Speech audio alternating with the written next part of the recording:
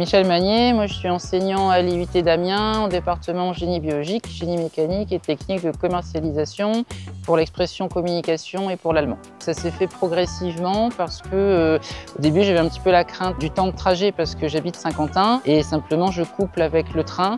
Donc au fur et à mesure des années j'ai fait quelques tests parce que c'est 2 fois plus long de venir en train et en vélo qu'en voiture. Je me suis rendu compte au fur et à mesure que c'est beaucoup plus plaisant, ça a plein d'avantages. Donc ça fait déjà quelques années que je le fais et puis encore plein de longues années pour le faire. Le fait de venir en train et en vélo déjà c'est plus agréable. Il y a plein de choses qu'on apprécie à vélo qu'on n'a pas en voiture. Le fait de prendre son temps, de regarder les paysages, de profiter de la ville de Saint-Quentin quand je pars et puis de la ville d'Amiens quand j'arrive. Il y a plein de belles choses à voir. Donc il y a avant tout un côté agréable. Et puis dans le train on peut travailler. Donc ce que j'ai pas eu le temps de faire le matin ou la veille, je fais mon possible pour le faire dans le train soit le matin soit le soir. Paradoxalement plus reposant parce qu'en voiture mine de rien il y a beaucoup de stress, il y a certains endroits plus dangereux. En train et en vélo on a beaucoup plus de confort. Alors dans le train évidemment parce qu'on se laisse porter et puis à vélo bon on fait attention, on espère que les autres font bien attention aussi mais voilà, c'est plus confortable et plus agréable quand même au final le train et vélo que la voiture seule. Le défi principal c'était la longueur du temps de trajet parce que c'est beaucoup plus long en train et en voiture, en train et en vélo pardon qu'en voiture. Ça nécessite une bonne organisation. Voilà, faut juste se dire que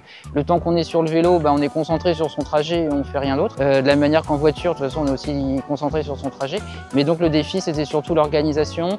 Il y a aussi le côté sécurité routière où il faut être prudent déjà pour soi, puis il faut être prudent pour les autres aussi, en essayant de faire en sorte que s'il y a un comportement dangereux ou quoi, on essaie d'anticiper au maximum. On espère toujours arriver en sécurité à bon port.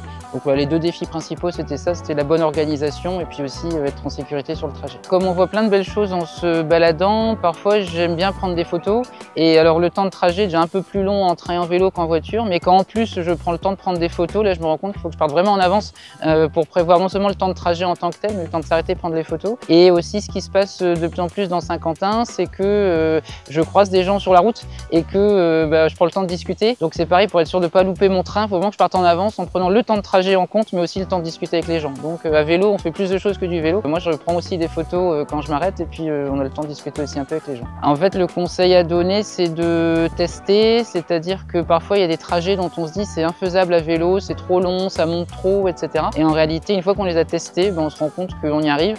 Faut prendre son temps au début, faut pas forcer outre mesure. Mais effectivement, quelqu'un qui oserait pas trop se lancer ou qui se poserait la question, il faut vraiment qu'il teste. Moi, je fais le trajet de la gare à l'IUT, donc ça monte un peu. Et en réalité, c'est faisable.